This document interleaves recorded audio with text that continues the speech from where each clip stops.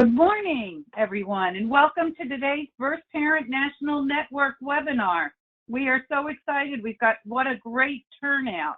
And we also want to make sure that all of you are staying safe and healthy during this very challenging time. We know how difficult it can be for parents today as we manage a multitude of responsibilities. Being a parent, being a teacher during this virtual session learning for children, also trying to be the breadwinner, and many, many more responsibilities. The BPNN is an even more important platform for parents today in terms of making sure that our voices are heard in terms of what are our needs and issues that we're facing. And one of the key pieces that the BPNN is now doing is offering a new project, the Alliance Resiliency Project. And so through that project, we're able to offer weekly caring conversations to parents, issues, successes, challenges, and resources during this COVID-19 crisis. We hope that you'll take advantage of that. It's happening every Monday morning, and our next one is at 10 o'clock Pacific time next Monday. We have a very special webinar focused on parent advisory councils and authentic parent partnerships today. We're going to be showcasing 3 parent advisory councils in which the Alliance has been helpful in terms of providing technical assistance to help get the councils off the ground. You do have handouts that you're able to download. There's a PowerPoint presentation, a technical assistance flyer, as well as some handouts from some of the councils that we'll be presenting today. So without further ado, let's get started, and we'll turn it over to you, Kara. Thank you so much, Meryl, and welcome everyone. We're so glad that you're able to join us. My name is Kara Georgi. I'm a parent partner here in New York State, and I have the privilege of being able to work on the BPNN project and help to support some of the wonderful work that's happening across the country. Today, I'd like to welcome our facilitators and start with Jacoria Jones. Jacoria, would you like to say hi to everyone? I absolutely would. Good afternoon from Columbia, South Carolina. I am Jacoria Jones, parent advocate and proud BPNN member. So glad to be here today. Thanks. And Jacoria is going to be helping with questions at the end of all of the 3 presentations from the individual states today. I encourage you, as the presentations are happening, as you have questions, please type them into our chat pane or the questions area, so that way you'll be able to get those raised during the questions portion, and we'll be able to get activated on them right away. But I would like to now turn it over to Edward Casillas from Arizona to give an introduction and a hello. Hello, everyone. This is Edward Casillas from Tucson, Arizona. We're so happy to have you all here today to learn about this exciting work. Meryl will be kicking off today by explaining the customized Parent Advisory Council technical assistance offered by the Alliance. When she finishes, we will move into the Parent Advisory Council presentations. You will have an opportunity to hear the unique approaches each state is taking to authentically partner with parents. We are asking that you type your questions in as the presentations are occurring. We will then open up for questions for the final 15 minutes of today's webinar. Now I'd like to turn the program over to Meryl. Meryl? Well, thank you, Edward. And so I'm only going to take a few minutes right now. I just wanted to make sure that everyone was aware of the type of work that the Children's Trust Fund Alliance does in terms of providing technical assistance, training, and a variety of supports to help develop parent advisory councils. We are seeing more and more the importance of hearing parent voices all across the country. And the Parent Advisory Council structure happens to be one type of structure that seems to work very well. A lot of child welfare systems are really trying now to really hear more about what parent needs are, what are family needs, how can we improve our services, our policies, and our practices. And so the Parent Advisory Council happens to be a unique kind of structure that offers that kind of opportunity for systems to really be able to build in a way that they can automatically partner with parents on an ongoing kind of basis. It's even become more and more important now in terms of the COVID-19 crisis that the systems and organizations are able to hear from parents virtually in terms of what are their needs. So the Alliance offers a variety of different ways to provide the technical assistance, but I just wanted to give you a sense. The slide certainly gives you some of the key types of assistance that we do provide. Our initial efforts are to help the organizations develop a planning group that right from the very get-go includes parents and staff working together to help develop the council. So they in turn can decide together right from the very beginning what the purpose and the structure, how is this council going to look? Who are the members going to include? Is it going to be birth parents? Is it going to be birth and foster parents? Is it going to be birth and kinship care providers? It's dependent upon the organization and what that organization decides that they feel would most best meet their needs. So it's customized to meet their needs.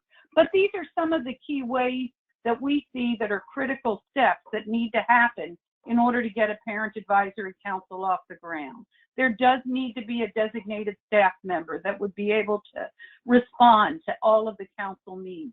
There does need to be an organized recruitment effort to identify members and screen those members and make sure that it's a good fit between the parents and the organization as they move forward.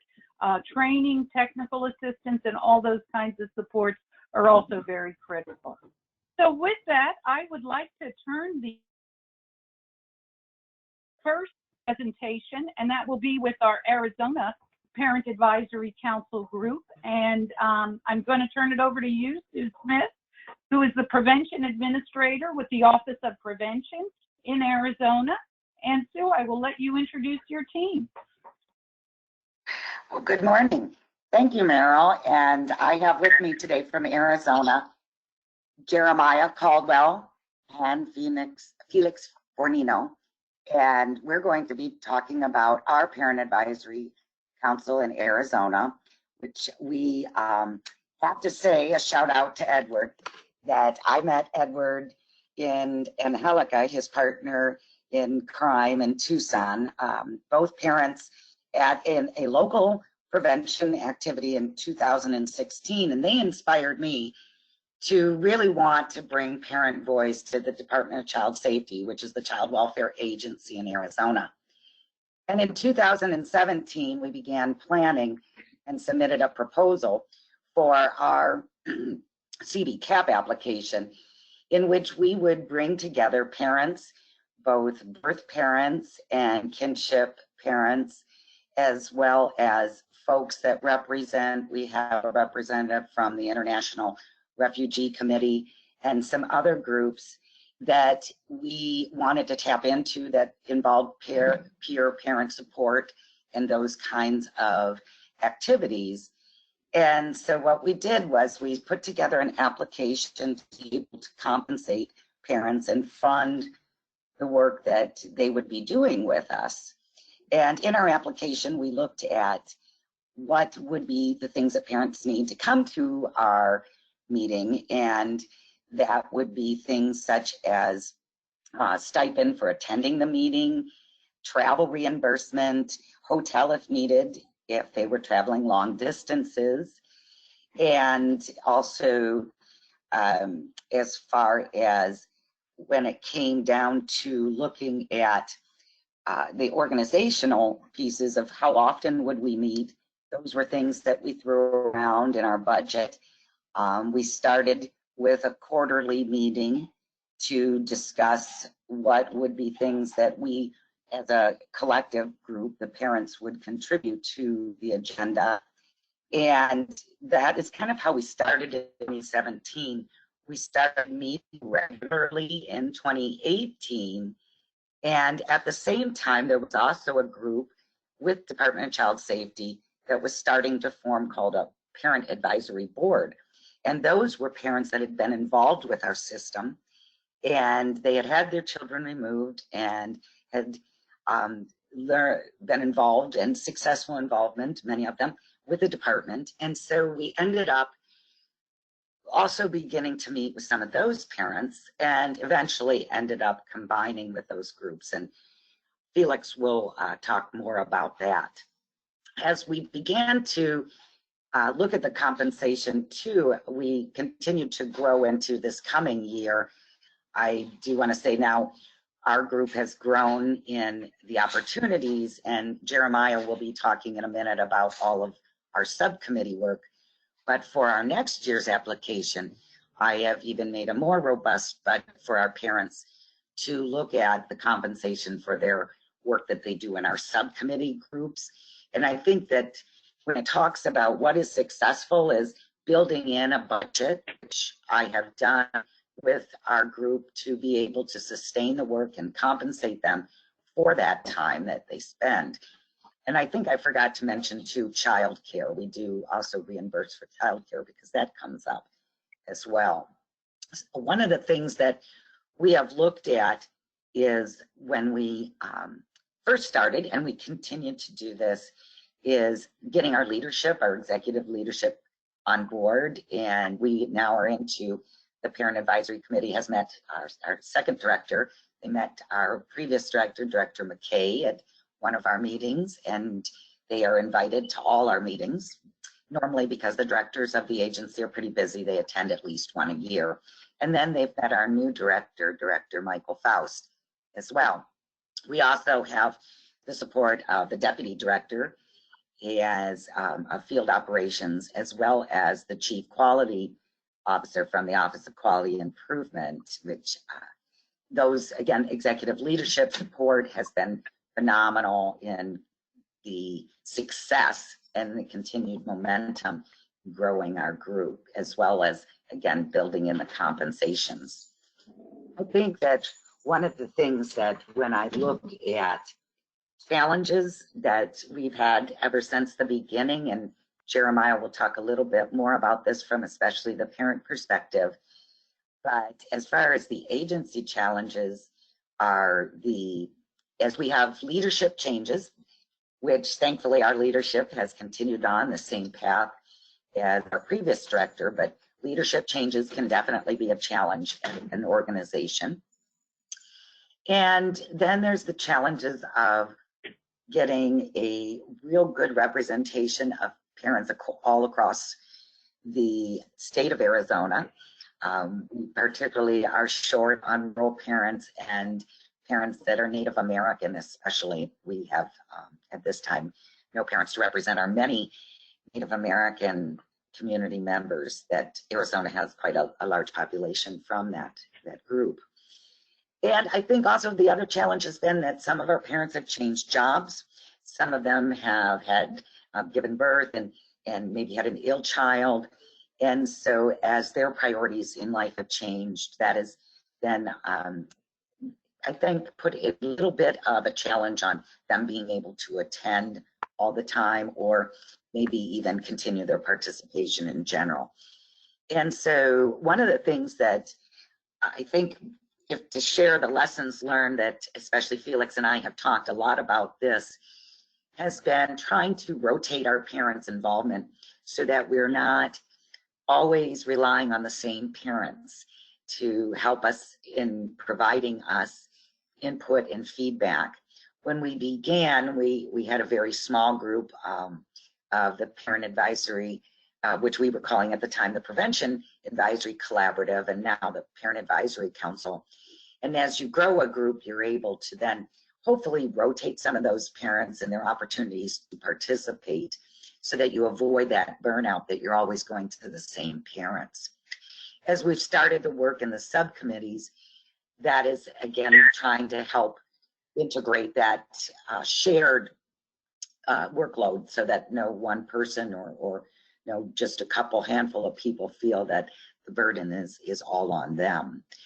One of the things that, as we moved forward and what really, I think, solidified us as a group is in the spring of 2019, the National Alliance, they helped us to bring together both groups and to do a 2-day training in which we trained our parents from the two groups that originally started, the Parent Advisory Board and the Parent Advisory Council, or collaborative, to become one solid group. And so they all got trained together on caregiver protective capacities, protective factors, and on looking at sharing your voice and leadership roles for parents, and to then begin formalizing a lot of what we were doing. And we had already created flyers and applications and those things, but to really look more at the mission and vision, which again, Felix will talk about in a minute.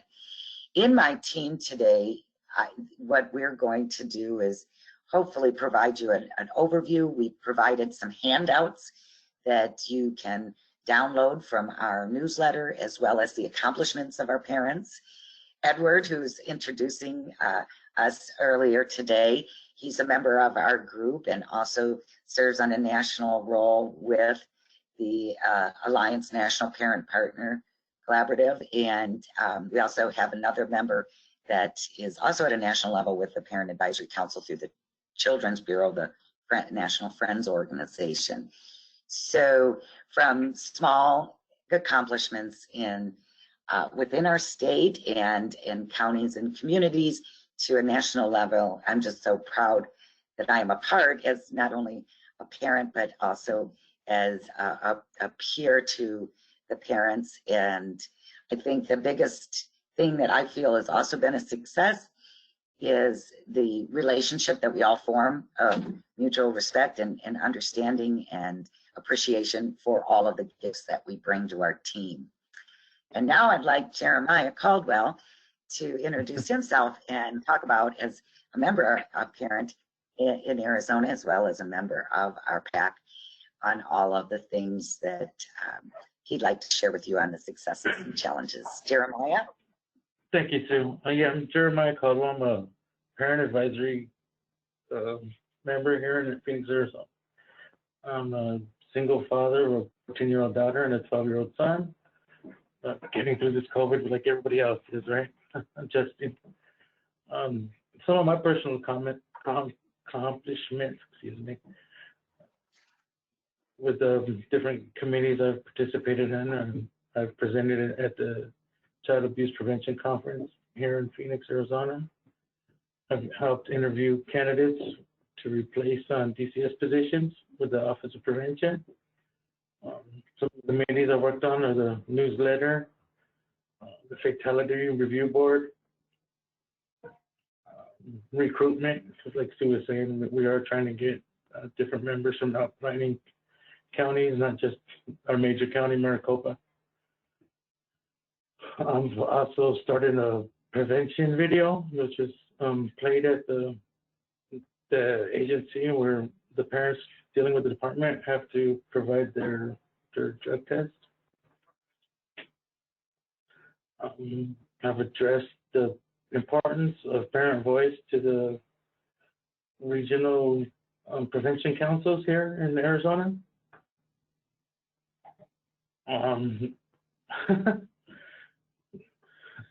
As a cat. The one I really enjoyed working on is the Fatality Review Board, looking at all the preventable deaths in Arizona and trying to find out ways to help prevent those. It's easy to pick like a category from that one and just to work on prevention as a whole. Our different PAC group members have participated in various things. Like Sue was saying, we have subcommittees, so if you have an interest, you can more than likely find a passion and join it. You know, we have one regarding incarcerated parents, housing, trying to get affordable housing for the community and for parents involved with the department or kids aging out. We've been engaged in focus groups and have had different areas of the department come and ask for our feedback. We've reviewed protective factors, I guess, like work for home visitors. Like Sue was saying, we do have a couple national members, Edward, which is introducing us today here, and also Melissa, a member of the Friends Advisory Board. We've presented at state and national conferences.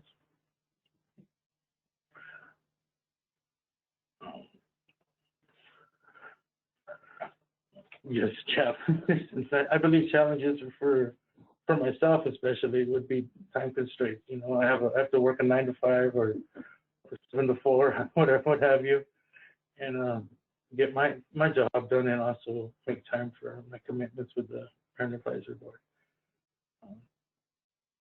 You know, trying to balance that plus the 2 kiddos at home. They're a little older, so that does help out a bit. I think it is hard. It's kind of hard to recruit for these outerlining counties. I think we're still trying to get a game plan on how to address that and accomplish that. I think it can be done. I think this will be a good year for that. Staying focused and not burning out. I know I have found myself, if I commit to too much things, it does get difficult to manage all those commitments at times, along with everything else.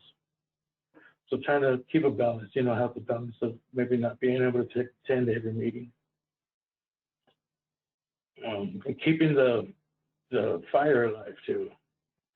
You know, I think we're all in this work because we want to see, you know, happier families, better families, less involvement with the department. You know, for me, it's really, I guess, eye-opening to look at things on a more macro level. I've always been, like, it's really localized.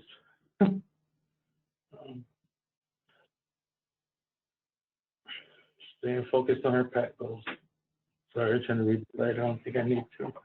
But yeah, what really gets me fired up about this group is it's a real diverse group of parents here working with the department, and they do truly feel respected by them.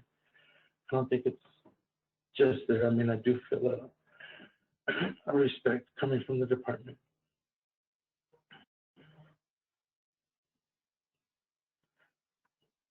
I guess with that, I'll turn it over to Felix, who came on and helped get the boards combined.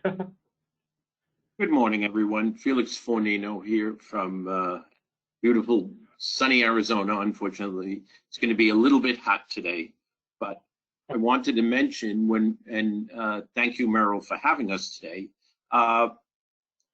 When I started in this position as what they call statewide committee coordinator, one of the things that I was charged with doing was putting together a parent advisory board. Our leadership team had recognized the importance of a of the parent voice, and they really wanted and had a commitment to getting the voice of parents into the decision making and planning of our department.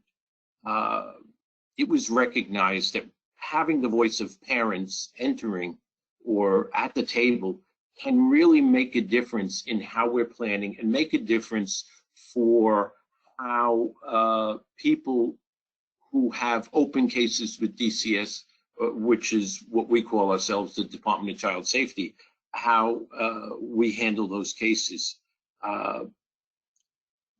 The thing that really is important there, I think, to keep in mind is that there was a very strong commitment to move forward with this type of a committee, with really getting the voices in there and listening to what people say, not just paying lip service, but actually listening to the recommendations and then looking to implement those recommendations.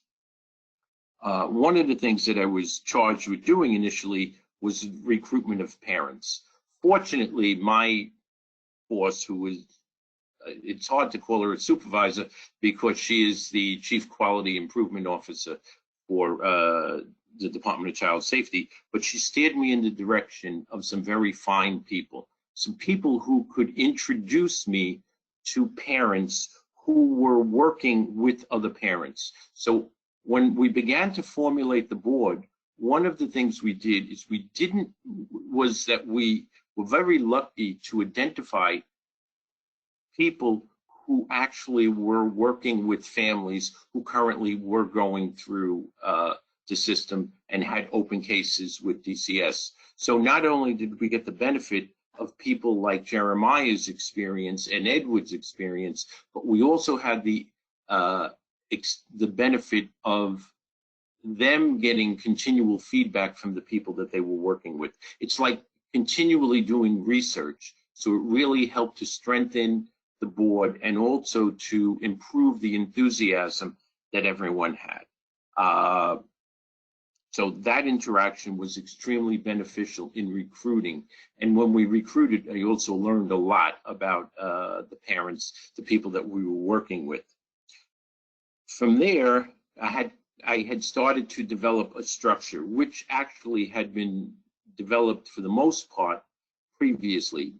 People had tried to put together a structure, but when we got our team together, we started to put together a mission, a vision, and a charter, how we were going to work. We began to look at a flyer, brochures, how we were going to recruit. We began to hold meetings to talk about the issues and ideas that we felt were important, how we needed to change the system, what needed to be improved, how parents should be treated. And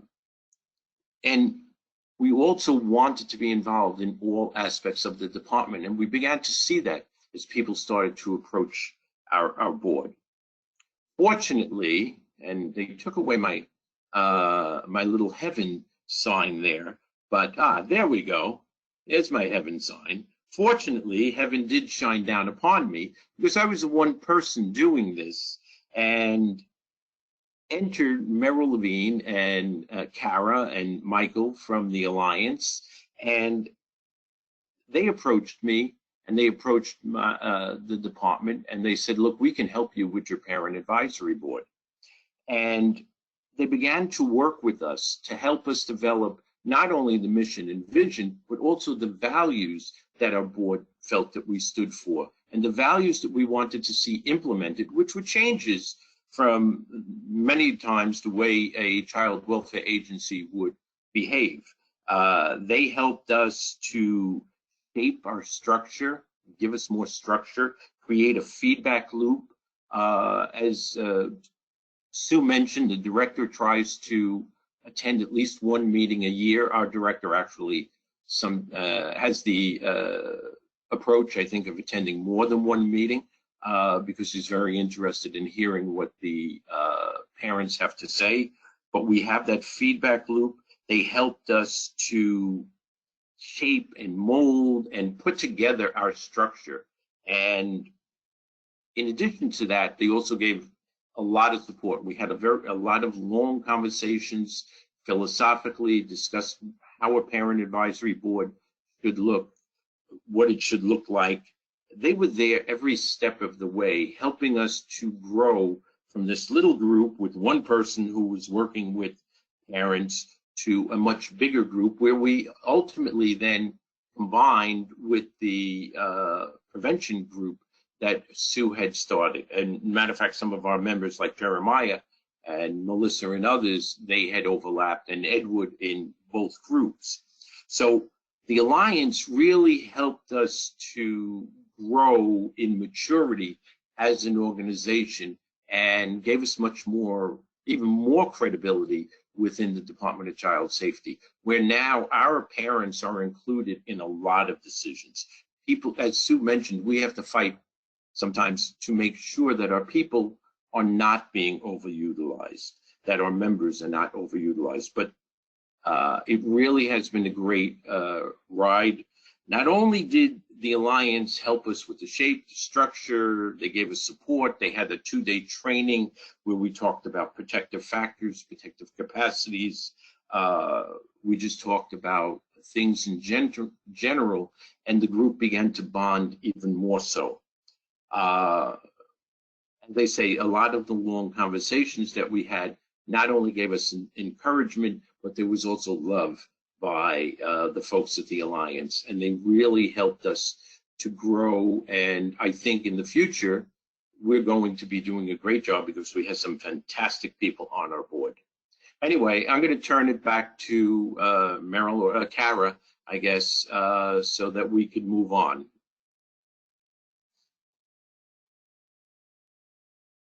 Okay, well, I just want to say I'm honored and I'm proud to be part of the team, and I just so happy to be working with you all. Thank you so much for the presentation. Now we will hear from Arkansas Parent Advisory Council. I'd like to introduce Letitia Young, who is the in-home program manager. who is the in-home program manager in the Prevention and Reunification Unit in the Arkansas Division of Family and Children's Services. She is joined by Vanessa Brill, who is a Parent Advisory Council member in Arkansas and a BPNN member. Letitia, I welcome you to share about your Parent Advisory Council. Thank you for being here.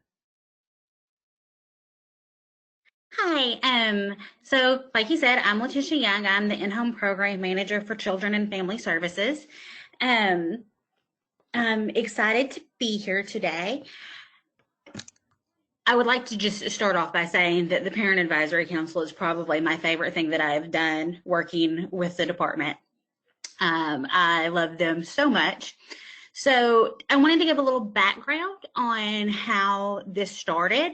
So for the past probably 4 years, we got a new director, and they've been doing a lot of reorganizing of the department. And with that reorganizing and with that rethinking what our agency could be, they created the Prevention and Reunification Unit, which is where my program sits, the in-home program, and where ultimately our Parent Advisory Council falls under. So Misha Martin, who is our director, had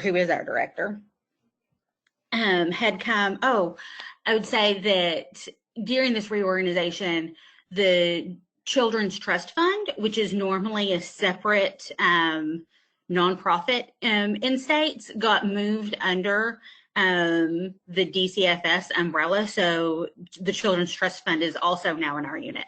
So Misha Martin, who is our director, went to the program manager over the Children's Trust Fund and said, I would really like to create a foster parent, birth parent council. And I think we can do this with some of your funds. And what do you think about leading that?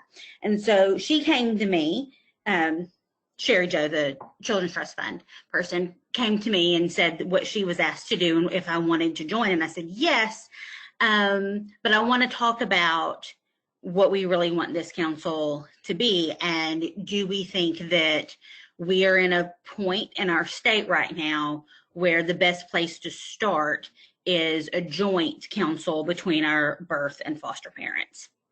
I said, if what we're really wanting is to rethink the way in which we as an agency operate and get parent voices in at every level of our decision making and in our delivery of services, do we want to limit that voice to begin with by putting them in with foster parents in a state where we know that we have issues with our foster parents and our birth parents being adversaries? I hate to say that, but we have done a lot of work over the years, and we do have some really great foster parents who really advocate for parent voices and for reunification. But we also have a big contingent of foster parents who would not be in a position or in the right state of mind to be collaborative with birth parents right now. And so we said, I don't really want our first experience bringing parents in for this and putting them in a room with foster parents who are not going to be able to look past some of their biases. And I don't know that we have our birth parents, we want to give them some experience and build that relationship before we do this. So we went back to the director and said, here are our concerns, and this is what we would rather do instead.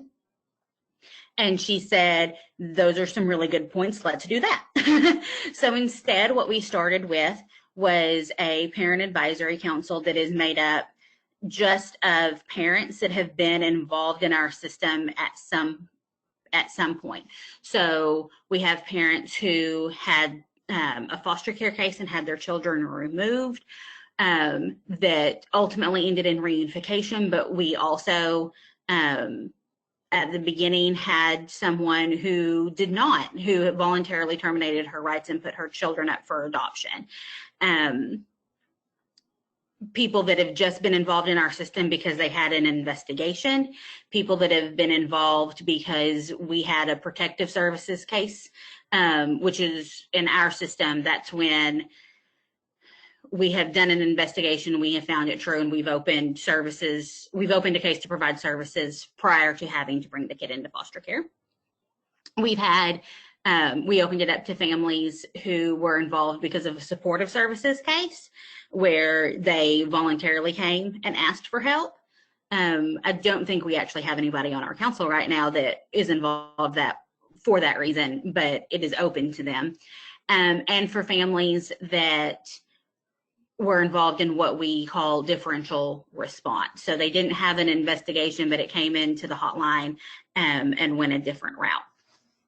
We were going to open it up to people that were involved in other community programs or had other community support that, were it not for that, might have ended up involved in our system.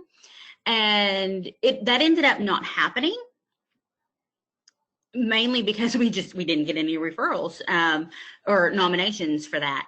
And I've got to say that I'm glad that it didn't happen that way. That what we have is a group of parents who were involved in our system because I think it was important to them. And Vanessa can chime in here if she wants to. But one of the things that we really got from our feedback from our first orientation was how important and how kind of therapeutic it was to be in a room with other people who had been through the same kinds of things, that there is no place else to get that. They had never been in another position where they were just with people that they could talk openly about their experiences with DCFS. So I'm glad that it ended up this way. And we had also decided that while we do want to work with foster parents in the future, and Vanessa will talk about that a little bit because that's one of our big plans, and maybe even have a joint foster and birth parent council, that we always want to have a separate parent advisory council that is just for our birth parents. And so I will say that some of the successes that we've had, and I've already run out of my 6 minutes, so Vanessa told me I could go over my time because she didn't have as much to say, but I will try to go through this. So I think our successes and some of the things that we got right is, one, having the Alliance come in and help us was wonderful. I don't know that we would have kicked off as strongly as we did if we didn't have their help. Having that buy-in from our executive staff, who, like the Arizona group was talking about, is not just giving lip service, but really does want to hear what our parents have to say.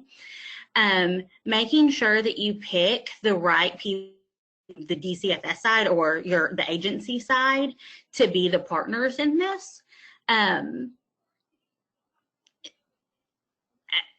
what I mean by that are choosing staff that do have the buy-in, that want to see the change, that want to have that parent voice in that relationship, and can put aside and set down their defenses. Because if this is what you have done for your career, and this is your passion, being in a room being told all the things that you as an agency have done wrong is hard, even if you agree with it. So I think that's really important, that the people on the agency side have done their own work so that they can be present. We started off with a 2-day orientation. And I think that was great. It really helped. It helped our team bond. It just set the stage very, very nicely. So I would encourage anybody who's doing this to do that first. If you do that, I think be prepared.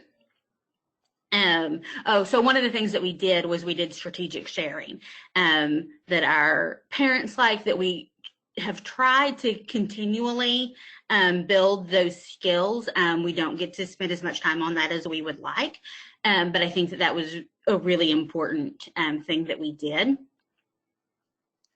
For that, I think, and even if you don't do the strategic sharing, but just that orientation and getting to know your parents, that you really make sure that you are creating a safe space for your parents to be honest about what they experienced, their feelings about it, and what they want changed, and not just assuming that they are going to be comfortable sharing that with you. Like, it needs to be explicitly stated, and you need to keep on stating it, that you are not going to offend me. You are not going to hurt my feelings. You can say whatever you want about us right now. This is an okay place for you to share that. Because if we don't know it, then we can't change it. So I think that is really important, and I think that is something that we did well. I would say purposeful diversity in getting the Parent Advisory Council together. Ours is very small, and Vanessa will talk about how that's one of our challenges, is we really need to be able to expand it and get it bigger so that we're not constantly relying on the same people, and that we can keep some of the momentum. But I think we did do a good job the first time of making sure that we got people from across the state, that it's not just Little Rock, which is our capital city and one of the biggest counties, so that we didn't just hear from them, but we've got people from the Delta region, which is the east side of our state, that we have people from the north, that we have people from the south, all over, and that were all involved with the department for different reasons. So I think that is very important. One of the things that I will say on recruiting, and when I talked about allowing for a safe space, what you do, and I think we did a good job, is when you're doing the nomination process and you're choosing people, that you are choosing people that are going to be able to work together and work with the department, but don't be afraid to have people that are still a little angry at the department. As long as you can talk to them and they recognize it and are going to say, I can do this, and I can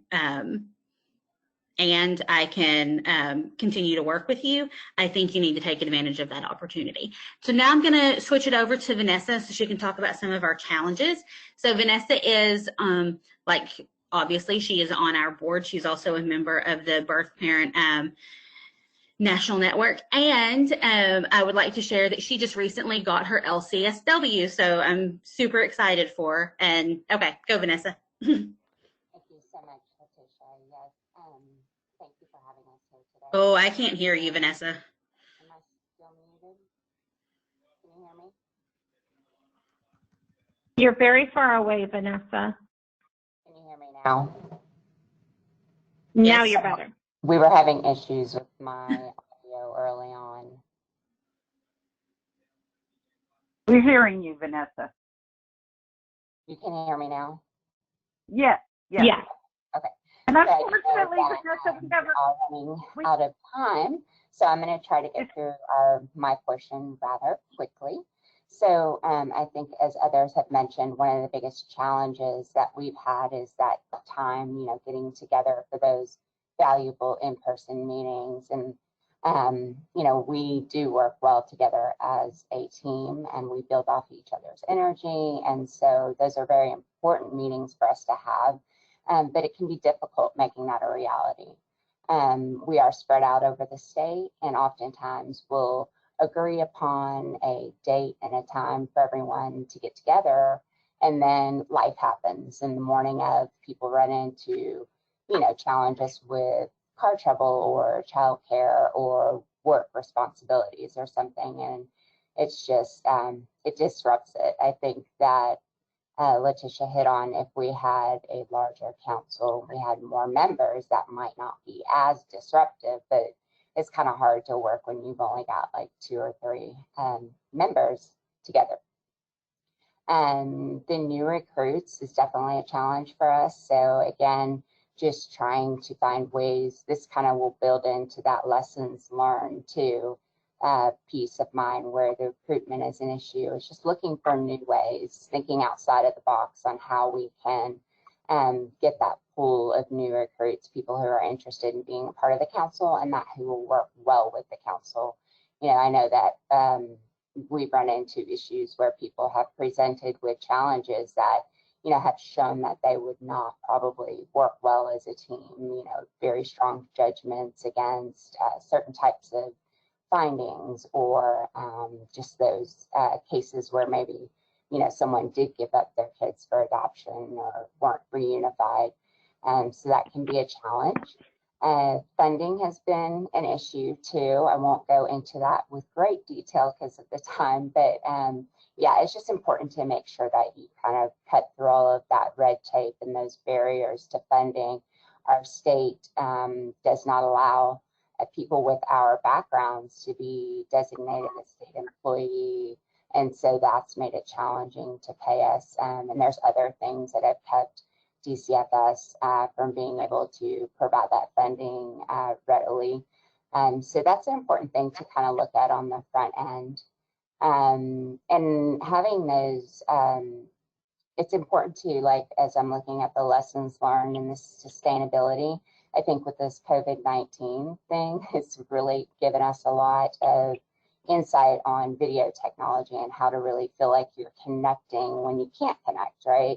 So I think that maybe in implementing that moving forward in place of our conference calls, which have been also very challenging to get attendance and to have that engagement and keep that momentum going in between the, you know, the meetings, so that we, you know, we get together and we feel like we can really change the world, or even just this little small piece of ours here in Arkansas.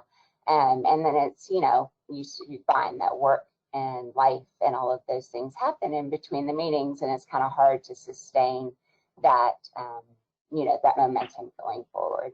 So with our adaptability piece too, I think it's important to really recognize when, you know, we created this wonderful annual work plan, and I'd love to go into details about the team building experience that we went through for that. Again, I know we're short on time, so I'm trying to help with a little bit. But, you know, we had these great ideas and this great vision, and we, you know, I think a lot of us went away from that thinking we were going to get all of these things accomplished in this year. And really, it's turned out that, you know, for different reasons, you know, opportunity presents itself, or recognizing where your state really is at on certain issues and just taking advantage and maximizing on those things has really led us to working in the 2 areas, which is the birth and foster families coming together, as well as expanding help support groups, which is really support groups for those birth parents who are still in the system, people who are going through open cases and need a place to be supported. So those are the 2 areas that have really kind of had momentum going through this year, and we'll continue to work on that. And I'm super excited to be a part of this council. It's been a real blessing to me. So I appreciate you guys having us here, and I'm going to turn it over, I think, to Kara. Coria, but that was very cute. Thank you, Letitia and Vanessa.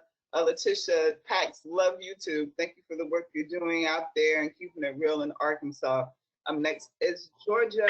And, you know, I just love the peach state. And it's always funny to me, all the beautiful peaches on the license tag.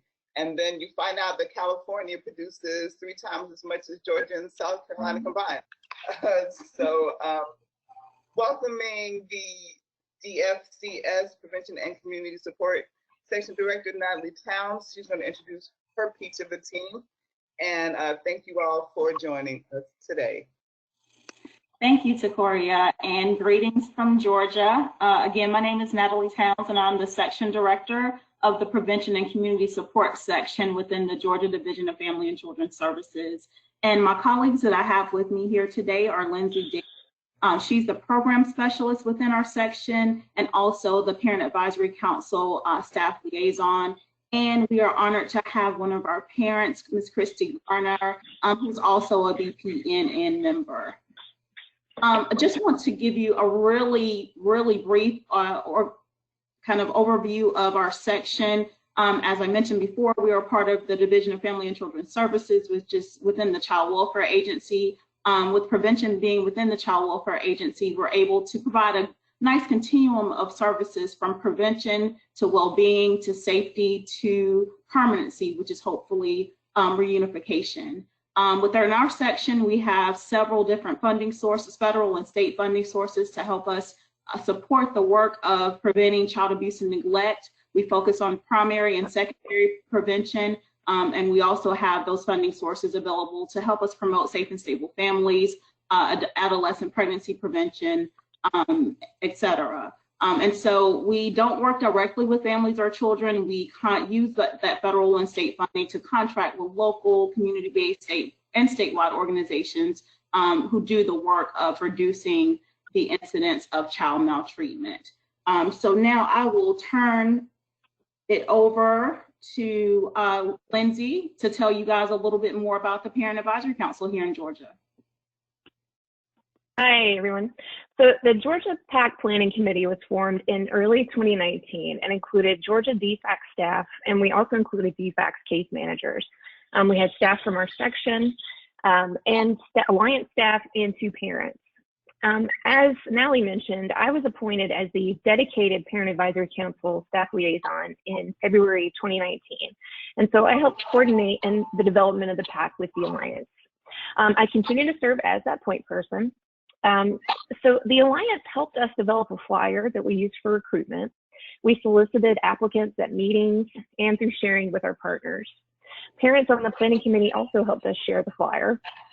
So we distributed a paper version of the membership application and created an online version that parents could fill out. Then we conducted those phone interviews, and meeting back with our planning committee, they helped us select our members. So we started out, a little feedback. Okay. So we started out with 9 members from different regions in Georgia, and our eventual goal is that we will have 14 members that will fill the each DFACS region of 14 regions. Okay, so now I'm going to talk quickly about our orientation. Our orientation was held over 2 days in June 2019. I can't believe it's already been a whole year, almost a whole year since our orientation. We had 9 members attend, and we were supported by the Alliance. So they came down to Georgia to help us get started. We had Georgia DFACS leadership, including Division Director Tom Rawlings. He presented to the parents, and he also listened to their stories. So we had initially planned to only recruit birth parents and those that have used prevention services in their communities. But after talking to DFACS leadership, they wanted us to expand that idea to include any type of family, families with DFACS involvement, adoptive parents, foster parents, and kin caregivers. So we concluded it was important to have those different perspectives to help improve prevention and our prevention services in Georgia. Okay, Christy?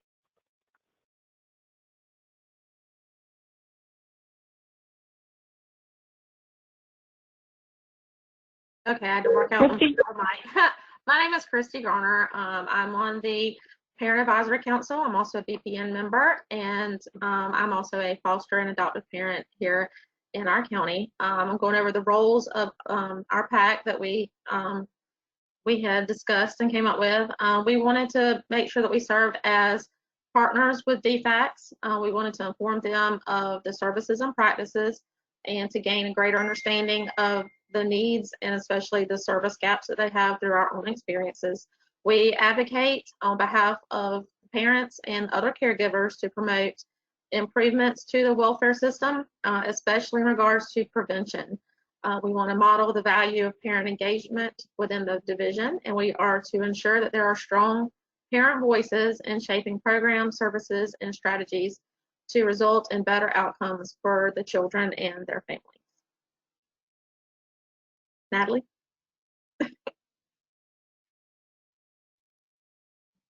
Wow, are you done? That was a lot of good information, Georgia, and that's beautiful. Thank you so much for sharing. It's a great picture right there.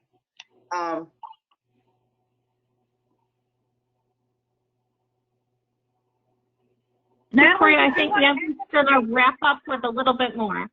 Oh, okay. Just wanted to make sure.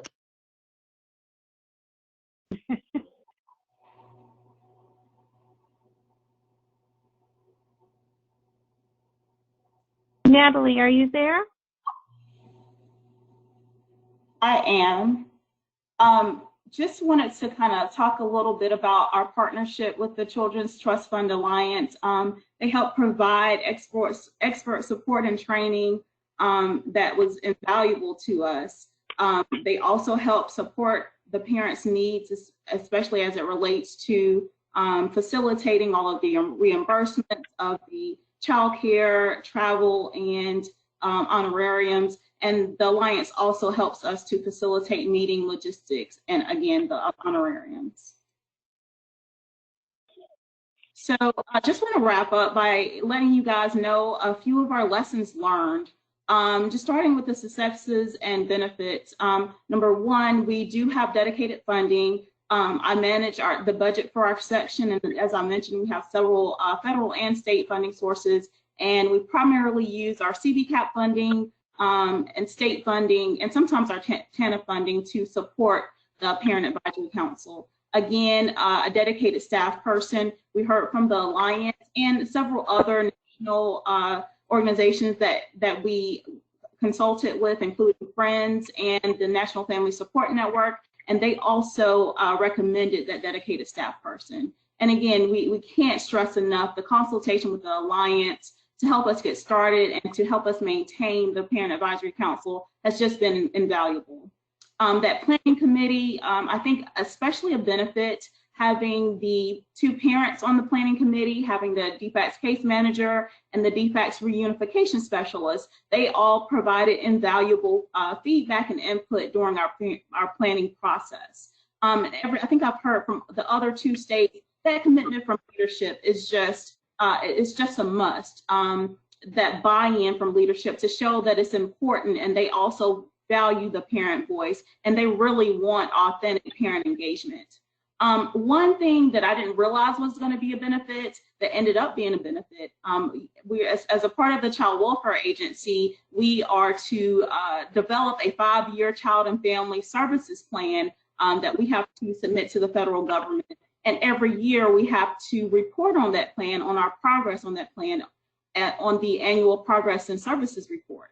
And so I decided to put the Parent Advisory Council in that child and family services plan. And so I've come to realize that has been an important piece of this, because it kind of solidified the Parent Advisory Council as a part of the division. Not only did we report that we were doing it to the feds, but that report was also presented to our other stakeholders. And each year when we develop our APSR, we have to report on the progress and on what the Parent Advisory Council has been doing. And so I think that was just invaluable to be able to, again, kind of solidify the importance and the existence of the Parent Advisory Council in that federal plan. And I would advise, if you're not a part of the Child Welfare Agency, to perhaps think about adding the Parent Advisory Council to maybe the strategic plan to have that kind of solidification. Also, one thing that was very important, we wanted to make sure that there were good relationships between our birth, foster, and adoptive parents, given that we decided to have all of those parents on the council serve. So I want to just let Christy talk for just a few seconds about her experience on the council as a foster and adoptive parent. Sure. My husband and I, we have both been foster parents in the county for 11 years now. When we first came into foster care, it was our goal, and it was our calling to help children while they were in care and to love them and take care of them. But we had the firm belief and understanding that the ultimate goal is reunification. And so, we strive to not only allow the children to stay connected and to keep a positive bond with the birth parents while they're in care, but we also wanted to provide our services to the birth families and help them whenever they needed so that reunification was going to occur.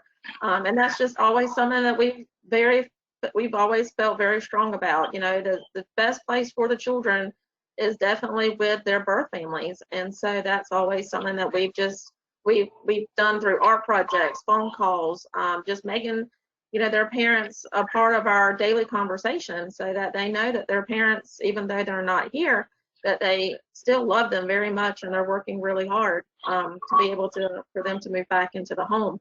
And so that's just something that we've always felt that was important in our home. Now, there are definitely extenuating circumstances. We do have 3 adopted children. We are currently adopting a 4th. But the situation that happened with those children, it is definitely something that is definitely extenuating. I mean, reunification is definitely not possible in their situations. And we do feel blessed to be able to adopt, but at the same time, any foster child that still comes in our home, we still have the understanding that, the best place for them is to be reunified. And the way that we have been able to communicate with birth parents and find common ground and working with them, we've been able to build lifelong relationships. Quite a few of the children that come into our care, we've built lifelong relationships with them. I was texting with, a mom this morning that we had her children in care about 5 years ago. We still talk and we babysit. So that's just something that we've always felt that has been important for us. Natalie. Thanks, Christy. And that's something that's really important to us, and we're so grateful to have Christy representing that viewpoint on our council. So I want to thank everyone and just say you guys did outstanding. I'm sorry we ran a little short in terms of keeping within our time frames for each of the presentations, and each one was better than the next. We certainly didn't mean to cut you off at the end. I know that we do have questions, but we are over our time today. So we will follow up with email on any questions that have come in related to the council.